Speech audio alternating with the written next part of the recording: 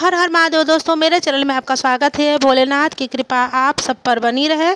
दोस्तों, 11 सितंबर से महालक्ष्मी पर्व 16 दिवसीय पूजन का प्रारंभ हो रहा है। 16 दिनों तक पूजन किया जाता है। इसकी तैयारी आपको पहले से ही कर लेना है। लगभग भारतवासियों के हर घर में विशेषकर इस पूजा को बड़े छोटे बहुत ही श्रद्धापूर्वक भक्ति से करते हैं। दोस्तों, 16 दिनों की पूजा बहुत ही लंबी होती है। शास्त्र में इसका तोड़ भी बताया गया है।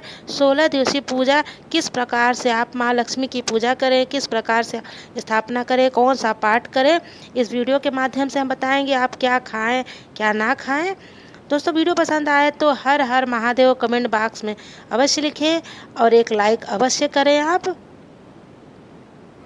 हेलो दोस्तों, मेरे चैनल में आपका स्वागत है। मेरा वीडियो पसंद आए तो लाइक कीजिए, सब्सक्राइब कीजिए। नमस्कार।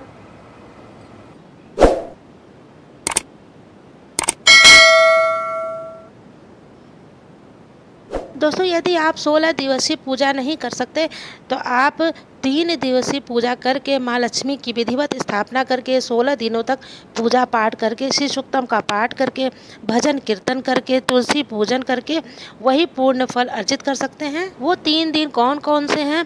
भादो महीने के शुक्ल पक्ष की अष्टमी को, जो कि 11 सितंबर को है, उस दिन आप इस व्रत को करें, उस फलाहारी करें। इसके बाद आप 17 सितंबर को पूर्णिमा है, उस दिन करें इस व्रत को। फिर 24 सितंबर को अश्विनी महीने का कृष्ण पक्ष है, इस दिन फलाहारी करके आप व्रत करें। इस प्रकार से आपको 16 दिन व्रत ना करके 11, 17 और 24 तारीख को व्रत करना है। महालक्ष्मी पर्व पूजन की तैयारी आप पहले से कर लीजिए। आप सबसे पहले आप एक चौकी पे लाल कपड़ा बिछाइए। उसके बाद माँ लक्ष्मी को स्थापित कीजिए। कलश रखने के लिए आपको जल भरा नारियल चाहिए, पंच पल्लो चाहिए। और अगर 5 पत्तियां आपको नहीं मिल पाती हैं तो एक ही में डंडी में लगे हुए आम के पत्ते आप लीजिए, जो कि एक ही डंडी में 5 पत्ते होने चाहिए, अलग अलग नहीं होने चाहिए। पूजा के लिए आपको जल भरा हुआ एक कलश चाहिए। उसमें थोड़ा सा गंगा जल डाल दीजिए आप, उसमें अच्छा डाल दीजिए, हल्दी डाल दीजिए, हल्दी की गांठ आपको डालना है और सुपारी डालना है और सिक्का डालना है एक। इस प्रकार से आप पूजन की तैयारी कीजिए। और उसके ऊपर जब आपको नारियल रखना है, नारियल को आप लाल चुंदरी या किसी लाल कपड़े से आपको नारियल को लपेट कर रखना है। और कलश में आपको जो आपने आम का पंच पल्लो लिया है उसकी डंडी आपको कलश के अंदर डाल देनी है। और उसके ऊपर एक चावल से भरा हुआ एक आपको दिया लेना है बड़ा सा, और उसके ऊपर रख देना है। और उसके ऊपर आपको नारियल रखनी है, जो कि आपने लाल कपड़े चुंदरी में लपेट के रखा है। इस प्रकार से आप कलश की तैयारी करिए। इस प्रकार से कलश स्थापना करने के बाद लक्ष्मी जी के फोटो हो या मूर्ति हो, उसके बाद अगर लक्ष्मी यंत्र हो आपको पास तो उसको भी रखिए। उसके बाद आपको रेशमी धागा लेना है, सूती धागा सफ़ेद रंग का हो उसे भी ले लीजिए और हल्दी से रंग दीजिए। माता के समीप यानी सम्मुख चौकी पर रखें। एक गेहूँ का आप दाना ले लीजिए, दूर्वा ले लीजिए, गुलाब या कमल की पंखुड़ी ले लीजिए। इसको हाथों में ले करके एक एक बार करके आप माँ लक्ष्मी के मंत्रों से 16 बार उस धागे पर रख करके उसको पूजित करें, माँ लक्ष्मी को अर्पण करें। उसके बाद से आप 16 गांठ का यह धागा बना करके अगर पुरुषों के हाथों में बांधना है तो दाहिने हाथ की तरफ बांधें, महिला को अगर बांधना है तो बाएं हाथ की तरफ बांधें। आप ब्लाउज़ जो पहनती हैं उसके ऊपर आपको बांधना है। 16 दिनों तक इस धागे को बांधने का नियम है। आप 16 महीने तक भी इस धागे को बांध सकती हैं। जब टूट जाए तो इसको किसी गमले में विसर्जित कर दें। माँ लक्ष्मी जी का पूजन करने से पहले आपको ध्यान देना है कि घर के अंदर पूजा स्थान पर माँ लक्ष्मी का मुँह वह आपके घर के अंदर दिखना नहीं चाहिए।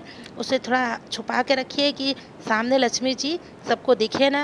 और उसके बाद आप पूर्व की तरफ पूजा करके लाल साड़ी पहन करके माँ लक्ष्मी का पूजन करें। आसन पर बैठे और तिलक करके लगा करके केसर हल्दी माँ लक्ष्मी को विधिवत पूजन किया जाता है। मान्यता है कि माँ लक्ष्मी के पूजन करने से विधि विधान से घर में कभी भी धन धान वस्त्र मान सम्मान की कमी नहीं होती है। हमारे भारत देश में जितने भी वैश्य हैं, सिंधी पंजाबी बहुत बड़े आदमी जो भी हैं, इस पूजा को विधिवत संपन्न करते हैं। लेकिन बहुत लोग बहुत कठिन समझकर इस व्रत को छोड़ देते हैं, लेकिन इस व्रत को अवश्य करना चाहिए माँ लक्ष्मी को प्रसन्न करने के लिए। मान्यता है कि इस पूजा को जो विधि विधान से करते हैं, पूजा बहुत ही भक्तिपूर्वक श्रद्धापूर्वक करते हैं, सुखी संपन्न और स्वस्थ रहते हैं, सदैव शुभता बनी रहती है। घर में माँ लक्ष्मी का आगमन होता है, धन की कभी कमी नहीं होती है।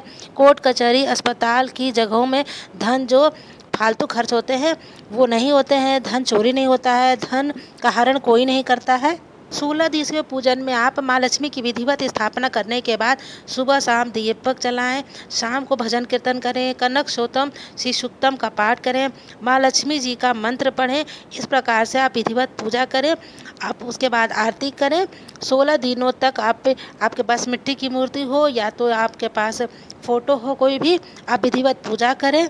माँ लक्ष्मी जिसमें बैठी रहती हैं उसी प्रकार की फ़ोटो या मूर्ति आपको लेनी चाहिए। खड़े माँ लक्ष्मी जी की पूजन नहीं करनी चाहिए। कमल गट्टे की माला से माँ लक्ष्मी जी का मंत्र पढ़ना चाहिए। कमल के फूल यदि आपको मिल जाए तो माँ लक्ष्मी जी को चढ़ाएं, या ना मिले तो आप लाल फूल गुलाब का भी चढ़ा सकते हैं। 16 दिवसीय पूजन के बाद माँ लक्ष्मी के विसर्जन भी किया जाता है।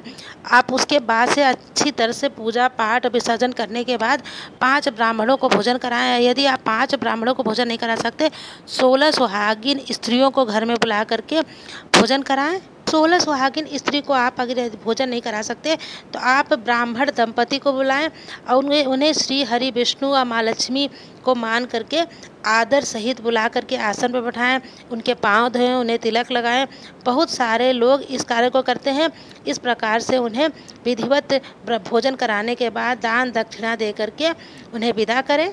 ब्राह्मण को आपको 16 श्रृंगार का सामान देना है और साथ में आप पुरुष जो ब्राह्मण दंपति आए हैं उनको धोती कुर्ता आपको दान देना है।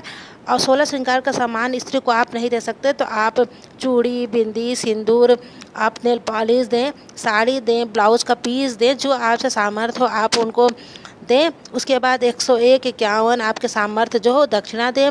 उनको पांव छू करके बहुत ही खुशीपूर्वक उनको विदा करें।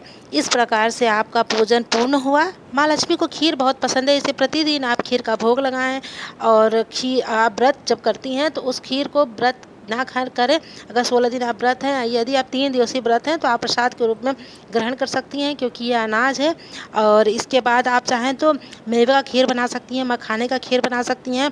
अब व्रत में आप उस प्रसाद को ग्रहण कर सकती हैं। माँ लक्ष्मी को ऋतु फल चढ़ाएं। और इस प्रकार से आप 16 दिवसीय व्रत करने के बाद, विसर्जन करने के बाद, विधिवत ब्राह्मणों को दान देने के बाद अपने व्रत को पूर्ण करें। मेरा वीडियो कैसा रहा कमेंट ज़रूर करें। कमेंट बॉक्स में लिखें हर हर महादेव। नमस्कार, मिलेंगे अगले वीडियो में।